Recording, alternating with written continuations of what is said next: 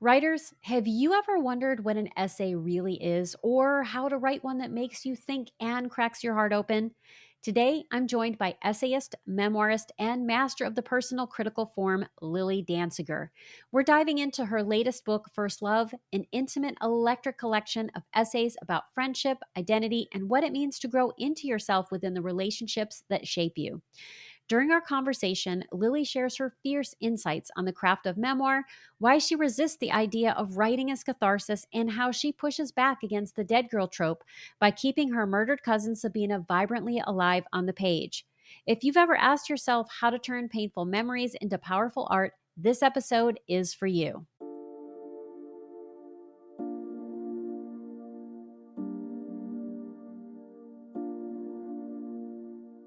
Welcome to Writing Your Resilience, a podcast for writers who want to create stories that change lives, especially their own. I'm your host, Lisa Cooper Ellison. As a writer and trauma-informed writing coach, I'm here to guide you on a transformative journey through the art of writing, self-discovery, and resilience. Each week, I'll share my best tricks, tips, and strategies to help you write more authentically, craft deeper, truer stories, and overcome the common storytelling roadblocks we all face. Together, we'll explore how to bounce back when life gets tough and stay connected to your inner calling.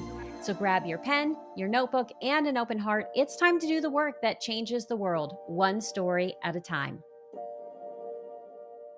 Hi, I'm Lisa Cooper Ellison, and I am excited to invite you to join me on March 5th for my course, Memoir Backstory. If you're a memoirist, you know that backstory is a crucial part of your memoir, but it can be so tricky to figure out how much to include and how to weave it in without overwhelming your story.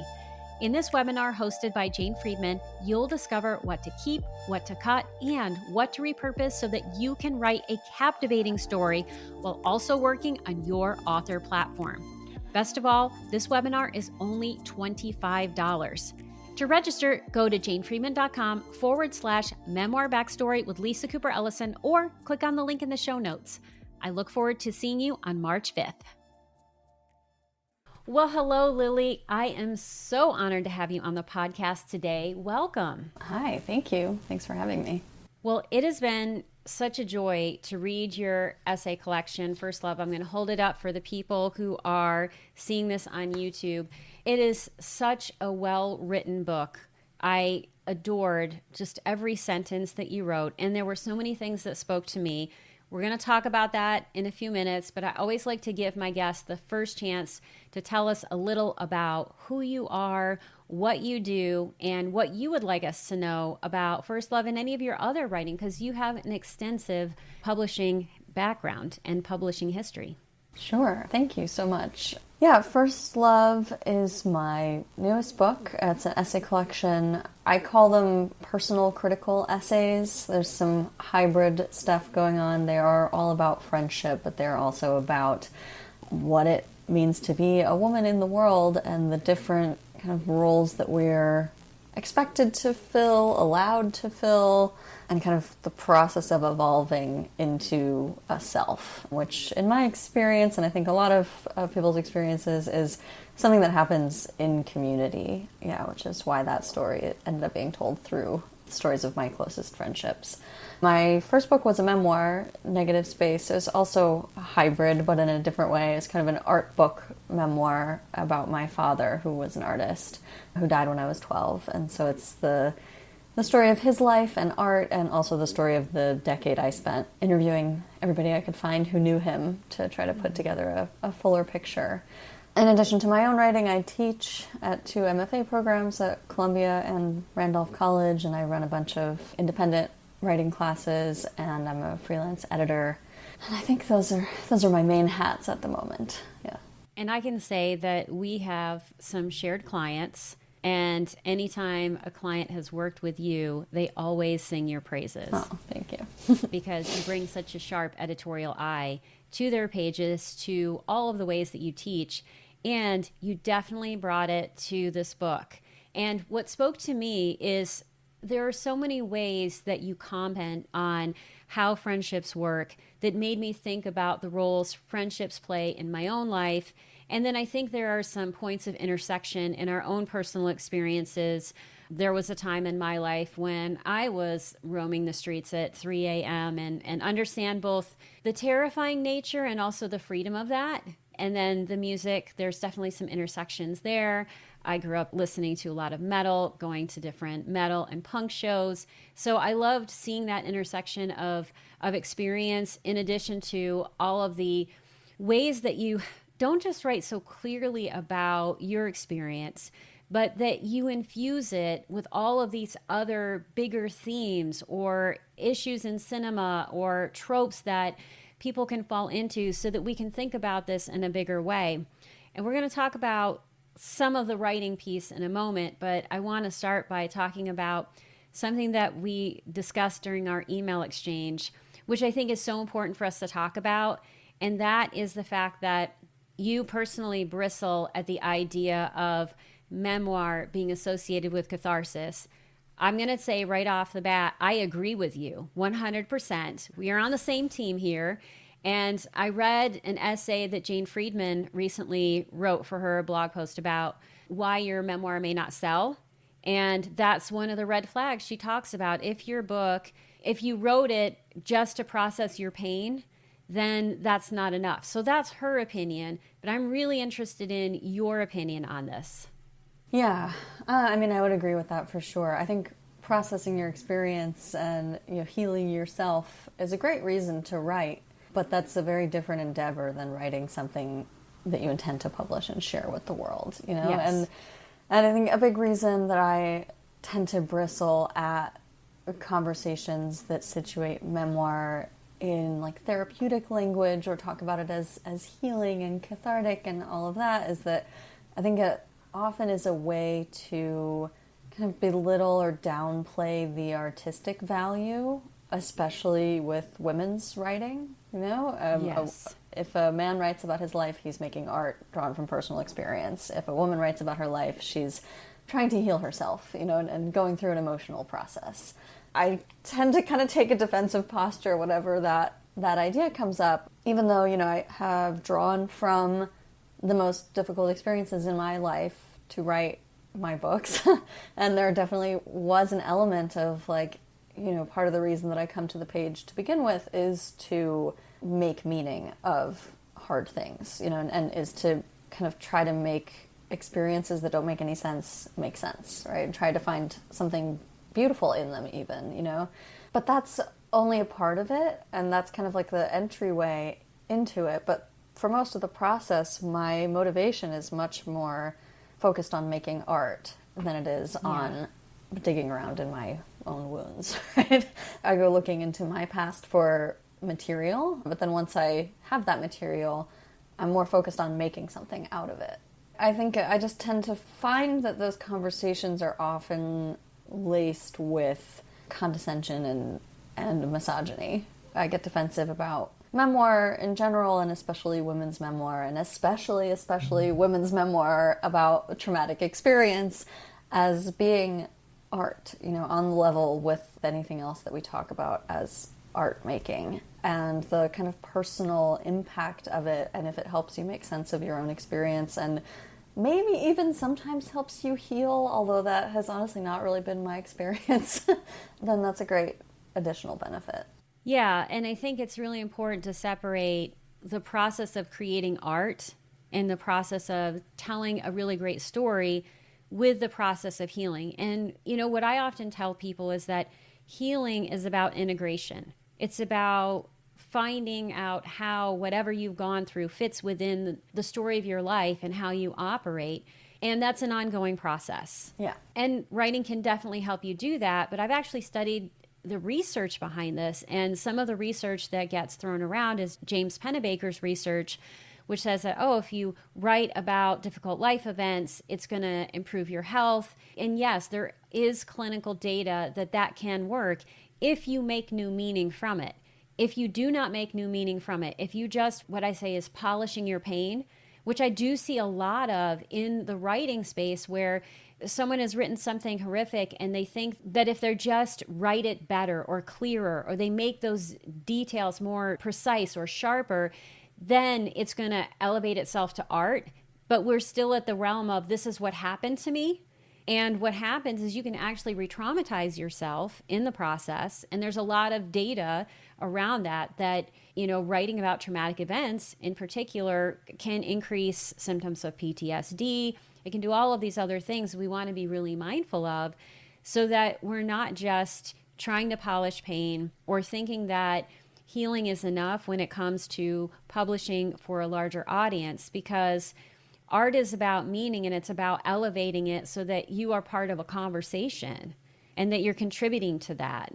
Yeah, I agree. I agree entirely. And I also think even when you do make meaning out of an experience on the page, that doesn't mean you're all of a sudden healed. Yes. The work of processing your experience and being okay or getting to a place where you can move forward, that's an ongoing thing, and that's a big and extensive project in and of itself that doesn't just happen as a byproduct of writing a book about a difficult experience. Personally, I've actually found that sometimes writing about an experience and spending so much time crafting that experience into a narrative that arrives at some meaning at the end, right? It allows you to intellectualize and sometimes distance yourself from the experience. Yes. So I think most memoirists, I've been in therapy for a long time, and I've had that experience many times of I'm trying to talk about an experience but then I realize I'm narrating the book version, and then I'm talking about kind of this narrative that I've created for myself, and I have to take a step back and kind of reform that connection with the immediacy of an emotional experience. Yeah. So yeah, it's not as simple as like write a memoir about the hard thing that happened to you and then you'll be all better. Yes. I love how you just said that, because I think people think about healing in terms of I will heal and I will be okay and it will be over. And that is definitely not the case for anyone. You may make meaning of it and you may be able to understand it in a way that provides that distance, but you can still be reactivated and have those same feelings and go through whatever it is again. You're going through it at a deeper level, and you want to allow for the spaces where you can do that so that your art can be a place where you're doing something different.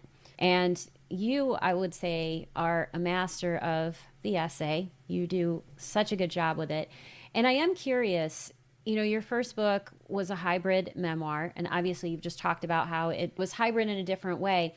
Why did you choose to write this, which includes so much personal information, as an essay collection versus, say, a more traditional memoir that had a straight narrative arc? Like, what did you hope to accomplish with this that you couldn't have done if you had written it another way?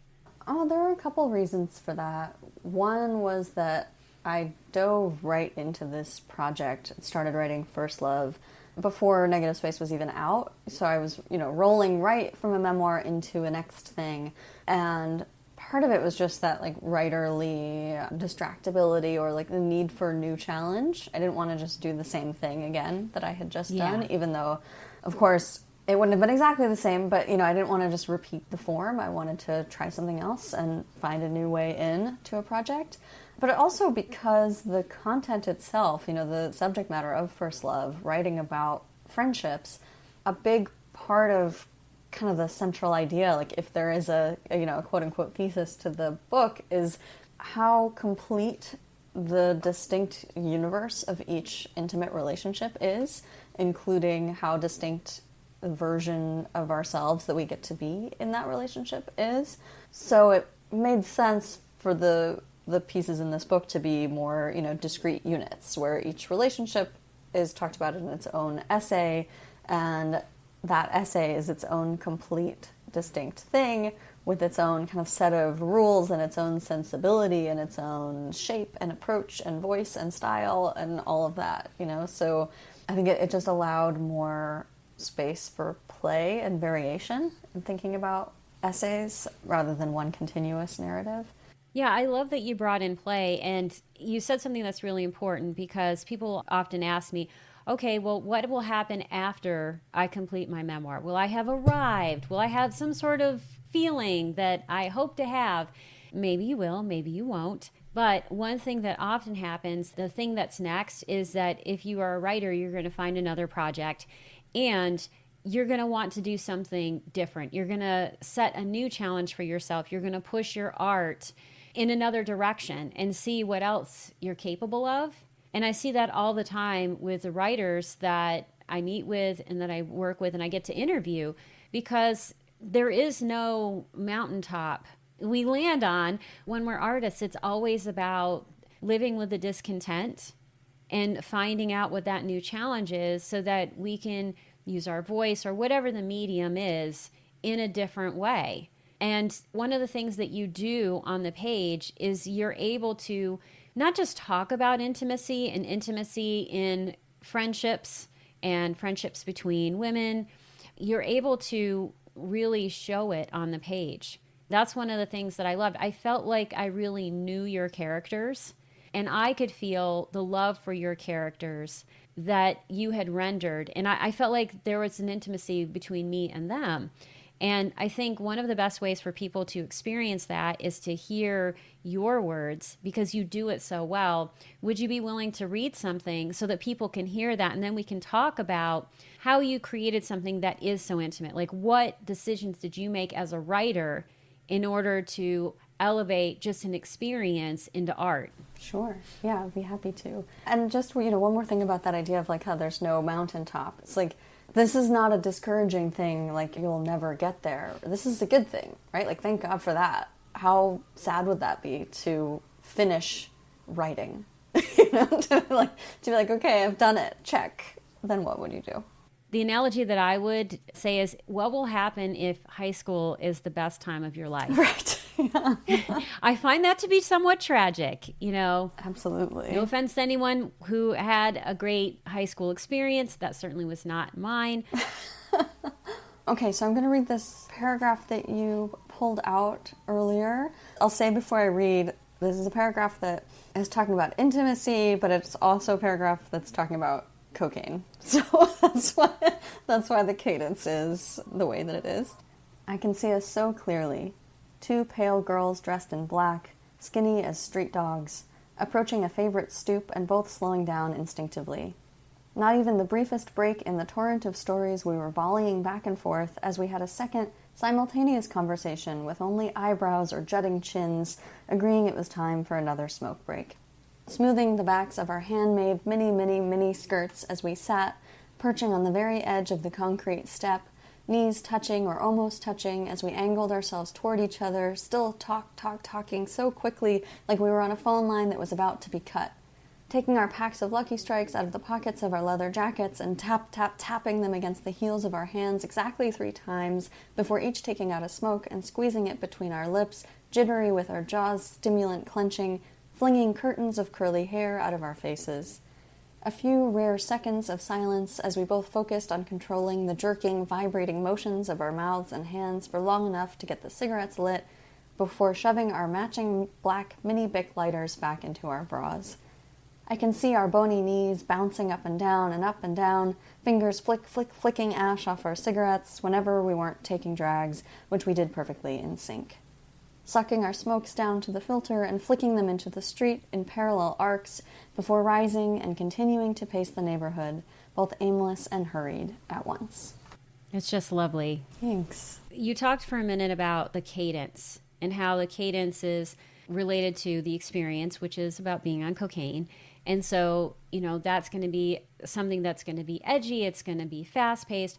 How did you create that? Because when I was listening to you, I felt that sense of edginess, that urgency, that hyped up feeling. What did you do on the page to illustrate that?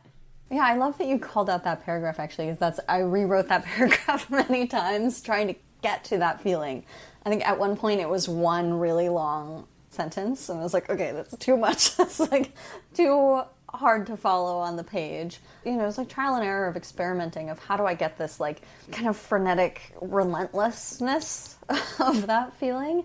Also like the syncopation, and it wasn't just fast, it was like fast and coordinated. This was a ritual that was repeated so many times, and I was also trying to get that across with that one paragraph of like, okay, I'm going to describe this once, one time of us sitting and smoking a cigarette, but I wanted it to be clear that this was like actually a description of hundreds of times that this happened, you know? And so getting the kind of the specificity of like tapping the cigarette pack 3 times before taking one out. And even our cigarette inhales were in sync, and we would finish them at exactly the same time and then kind of look at each other and flick them at the same time. And there's a lot that I was trying to get across with that paragraph. The sensation of, that edgy kind of restlessness, and a frenetic feeling, but also that feeling of being so very in sync with another person. But as for how, I don't know. It was just rewriting it many, many times until it felt that way, and reading it aloud while revising. Yeah, and some things I noticed is like the length of your sentences, how much you were packing into them, and then just even some of the words, like the jutted jaw, the tap, tap, tap of the cigarettes. There's this sonic component. Do you know Athena Dixon? Mm-hmm. Yeah. I love Athena. Yeah, she's great. And, she has a poet's sensibility, and she's always thinking about, what is the sonic component? What is it that the reader is going to hear, even if they're just hearing it in their minds? And how does that affect their experience of things? And I think that you definitely do that in this paragraph. And it has this sacred feel to it, like that sense of ritual that you mentioned, because we can tell just the fact that they are so in sync, and that it's the eye contact, it's the proximity of the knees that tells us it's time for another cigarette. And it's that whole process of writing and revising. And I don't know what your revision process is, but sometimes I have to actually walk around and even do whatever the action is out in the world, and almost recreate the scene physically in order to tap into the specific details that I need so that I can bring it to life on the page. I'm wondering if you do anything like that. It's funny, I think when I do kind of experiential stuff like that, it's usually earlier in the process for me of like trying to access memory enough to get details on the page. And then by the time I have the scene written, I have my details and I'm revising, which, first I revise for like flow, and is the story following the trajectory I need it to follow? Am I taking too long or not long enough in certain parts, and all of that? But then the later stages of revision are definitely for sound, as you mentioned. And at that point, it's just a lot of go over and over and over and over and over it. Print it and read it on paper and make notes and then input them and then leave it alone for a week, and then I'll like send it to my Kindle and read it there, like just trying to encounter it in different ways, change the spacing or the size of the font or whatever, just trying to trick my brain into seeing it as a new thing so that I'm really paying attention to each word rather than like skimming over it because I've read it 100 times already by then.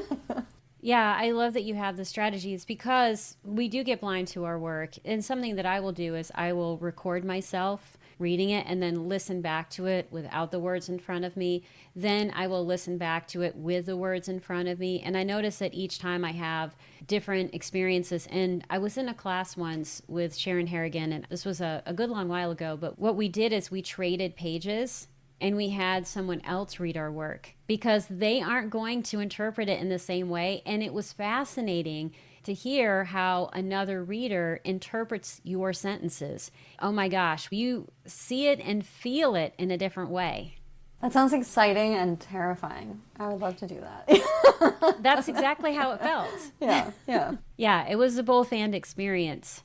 So we've talked a little bit about this granular nature of editing and how you approach things like intimacy and how you do it on the sentence level. But one of the things that you also do really well is you zoom in and then you zoom back out, and you talk about these larger themes. You'll talk about movies, you'll talk about pieces of writing, you talk about other things so that it's not just this narrator's experience on the page. Yeah. We're dealing with ideas. And a lot of agents right now and editors are enamored with Memoir Plus, which, if you don't know what that is, listener, we're talking about memoir as in your personal story of transformation in addition to something else. So that could be research, it could be connection to something happening out in the world, it could be a lot of different things. And if you have a really nice definition of Memoir Plus, please feel free to share it with us. But I'd love to know what you do in order to zoom in and zoom out, and where does that show up in your process? Well, yeah, I guess I'll circle back. The third thing I was going to say to your earlier question about why this is an essay collection rather than a memoir is also that I didn't want to just talk about myself. I had just finished a memoir, I was feeling very exposed, and I was like, I don't want to just, open my veins onto the page. I want to talk about things that are interesting to me. I want to turn over questions about what it means to be in relation with other people, what it means to depend on other people and how we become who we are. And I wanted to talk about Sylvia Plath and Anais Nin and not just recounting more of my own experience. And that, to me, a lot of times it's that kind of external thread of bringing in, other writers or music or film or, I interviewed friends for some of these pieces. It's a lot of times that external stuff that keeps me interested. It's easy to kind of, I think, to get bored of your own story, right? Or to wonder, is this even interesting? And I know now, after writing enough about my own life and talking to enough other writers who write about their own lives, that kind of feeling of oh, this isn't even interesting is not always true. A lot of times it's not true. It's just that, we have distorted views of our own value in the world. But even if it is false, if I start to feel disinterested in the thing I'm writing, I'm not going to keep writing it.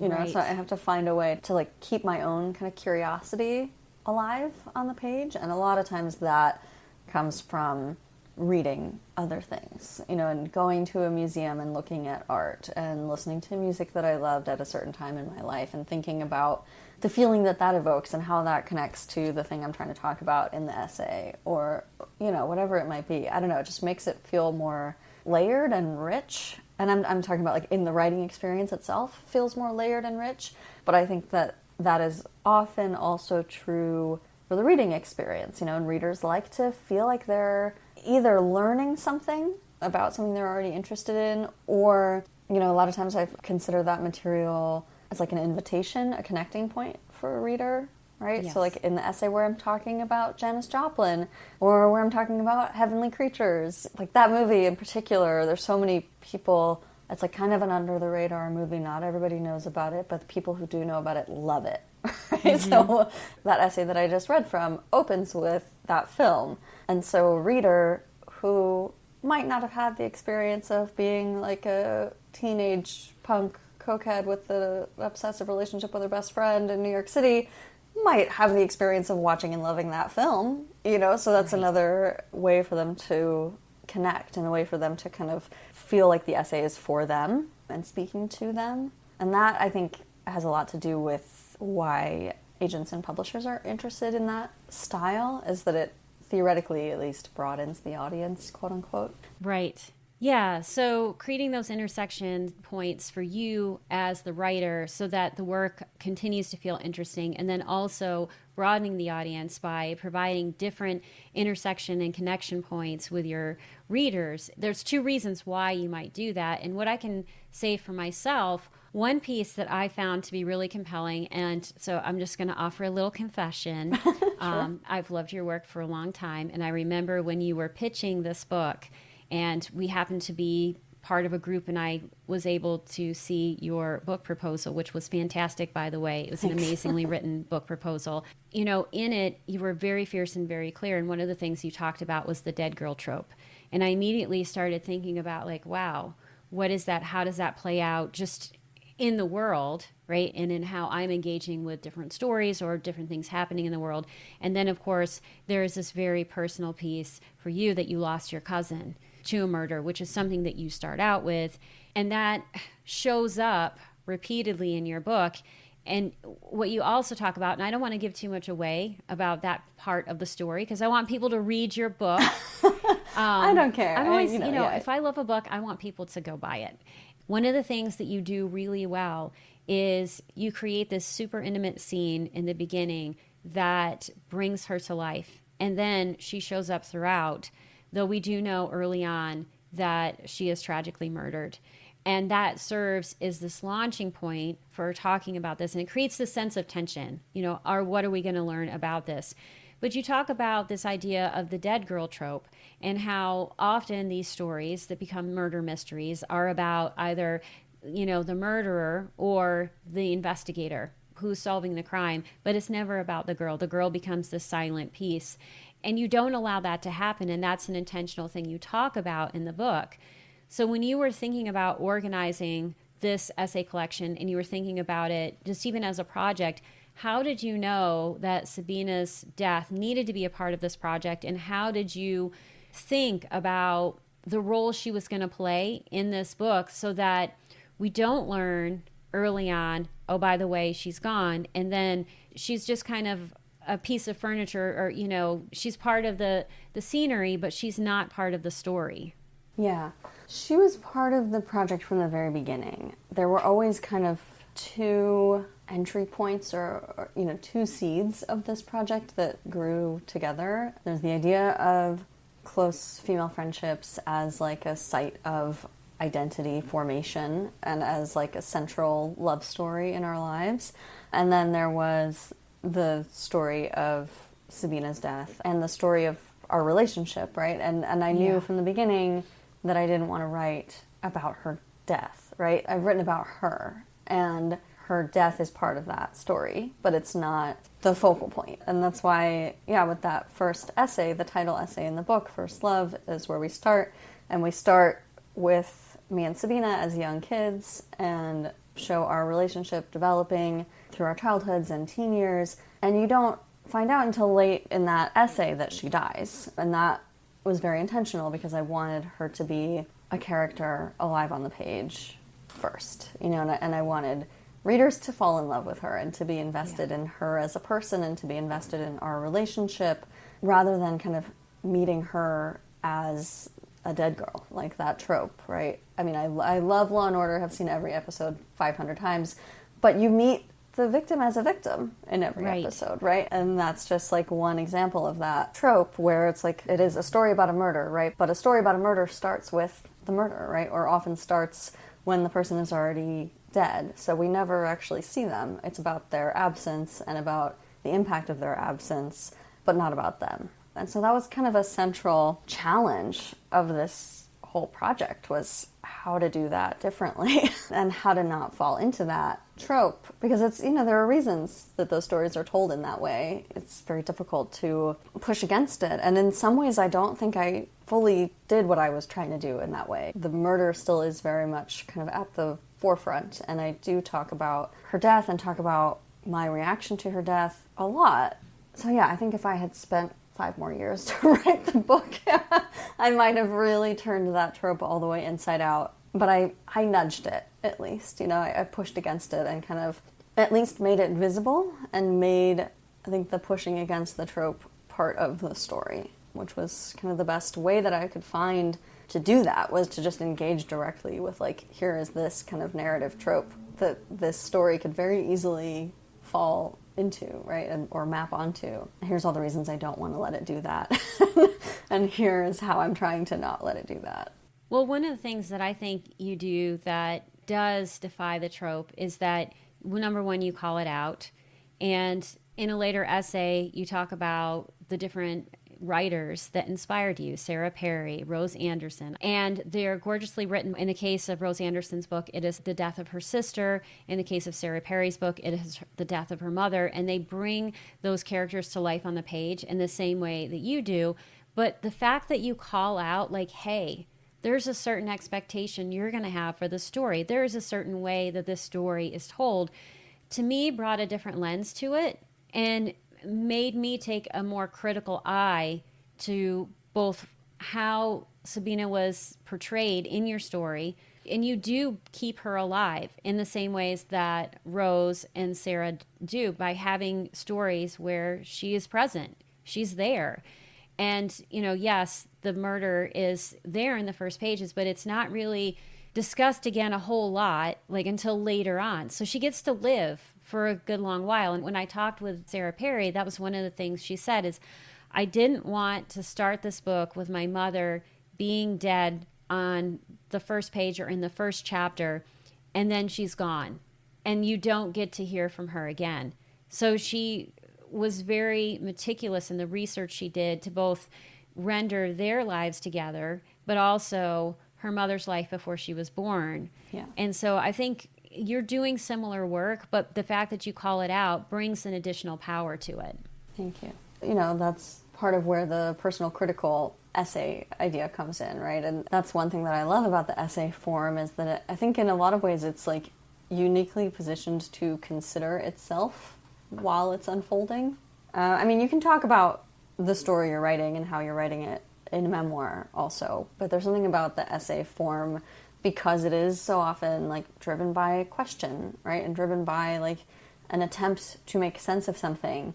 There's all this space available to talk about the story you're trying to tell and why it's difficult, and to kind of go back and try again and examine what you're doing and examine how you're maybe not succeeding. And I don't know, that's very appealing to me because that's often the solution I lean into if I find that a story is really difficult to tell for whatever reason. I end up talking on the page about why it's so difficult and kind of examining what the roadblocks are, and ideally making those roadblocks part of the story to actually make the story richer and more interesting rather than constrained. And I would say you definitely succeed in that area. Thank you. You and I both work with stories all day long, other people's stories, our own stories. I often ask people this question in terms of how are you taking care of yourself? But I'm really curious, as a person who works with stories all day and needs to make space for your own story, how are you cleansing your palate or clearing your mind so that there is room for the writing you need to do, especially as we are navigating 2025? Yeah, the news is definitely a bigger impediment to me. I occasionally feel overwhelmed by the amount of like other people's work that is inside my brain and like the amount of creative energy that I'm expending on other people's stories. But that only happens once in a while when I've taken on too much. I'm like, okay, I need a day off. Most of the time I feel like energized by it, actually. Yeah. The fact that I get to think about stories all the time helps my writing, and I've definitely become a better writer through, noticing and explaining things to students and editing clients, or like things that I notice that I always call out in other people's work that I can see so clearly, like, okay, this isn't working because XYZ, right? And then I'll see myself doing that same thing and be like, oh, okay, yeah, right. But I'll be able to see it clearly because I've seen it so many times before in other people's work. That said, I do have to be very intentional about like carving out time for just my own work, and my kind of like bare minimum for sanity is 1 day a week that's for my own writing. Ideally more than that, but if I can get one writing day a week, I can like survive without becoming harried and resentful and anxious and all the things that writers who are not writing become.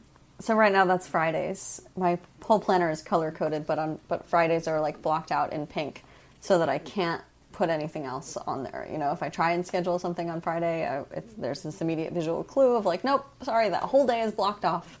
And I try to not even look at my email on writing days. I wake up and I have my coffee and I'm just in my bubble and I don't think about anything else. And knowing that I don't have to stop at a certain time to get back to other work or whatever gives me that spaciousness that I need so that the rest of the week I can go all in on like clients' manuscripts or students' pages or whatever and not feel like I'm taking from my own creative well because I know I have that time designated. Yeah, it's so important to be able to fill our creative wells in whatever way works for you, but making sure you are carving out time to write and create, especially if that's the thing that makes you feel alive. I don't know about you, but whenever I have made the time to write, it doesn't matter what else I'm going to do. The rest of the day goes well because I made the time. Yeah. And even like the rest of the week, I don't know, like I've had a busy week this week. When we finish this call, I have a bunch of student work to read. But I'm not stressed out about that because I know tomorrow I get to write. Exactly. Well, if people want to connect with you, they want to learn what you're up to, and I know you have several things you've talked about on Instagram.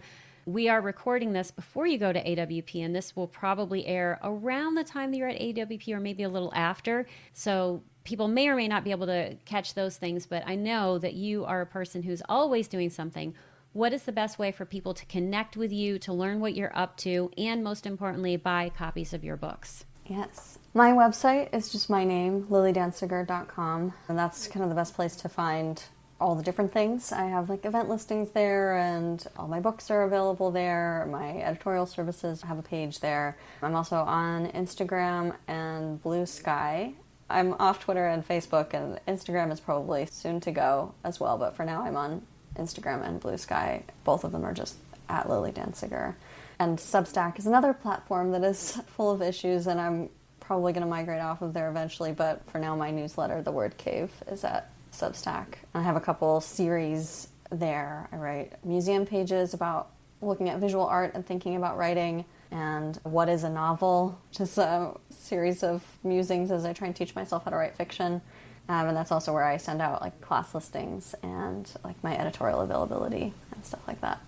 Well, all of those things will be in the show notes. And Amelia Ruby, she has a podcast called Off the Grid, which is about getting off social media. She's also an author, and she's a business owner, and she edits podcasts. And she has done this beautiful podcast series on how to get off social media without losing all of your followers, which is really important for, if you're a writer, you know, you need to still be able to connect with your readers. And how do you do this in an age where a lot of these platforms that people have been relying on are changing, or people are finally seeing behind the curtain and saying, what's really going on here? And do I want to engage with that? So yeah, I will be interested to see where you end up.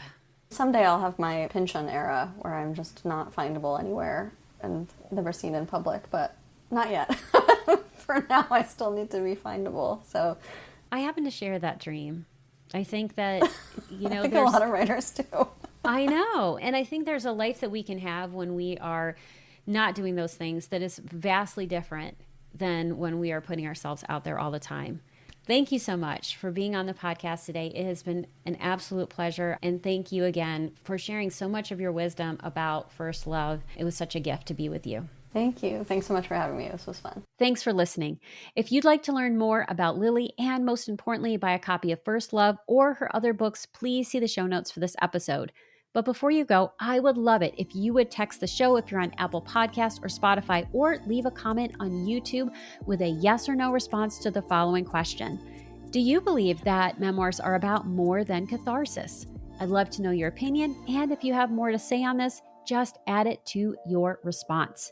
And speaking of wonderful responses that I've had in the past, I want to give a special thank you to Wendy Kenner, Lisa Rizzo, and Stephanie Shafran for your kind words about last week's episode with Crystal Prophet. I loved hearing that this episode inspired you, and I just want to thank you so much. And listeners, if you have yet to say hello to me, I look forward to hearing from you too.